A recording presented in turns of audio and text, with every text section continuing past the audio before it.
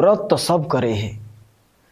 अहाँ के आश्चर्य लागत एतवारी सोमवारी मंगलवारी बुधवारी बिहवारी शुक्रवारी शनिवारी सब व्रत है। शनिदेव के, हनुमान जी के, लक्ष्मी जी के, अब कतेक देवी देवता है, सबके व्रत आदमी सब करे हैं।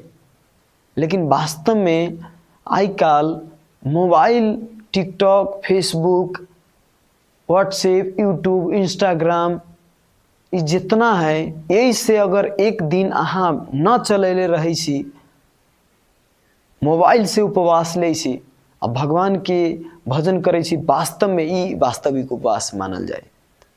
उप के अर्थ होई है नजदीक, वास के अर्थ ही रहे छे, जहाँ बैठे छे।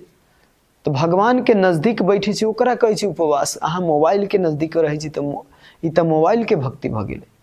तो यही के लेल बहुत महत्वपूर्ण है कि उपवास करेला चाहे छी तो भगवान के नाम जपल जरूरी। आ एक दिन वास्तव में मोबाइल छोड़ के देखू, तब वास्तविक व्रत ई हो गेले। बरु खाऊ लेकिन भगवान के नाम जपू। हरे कृष्णा।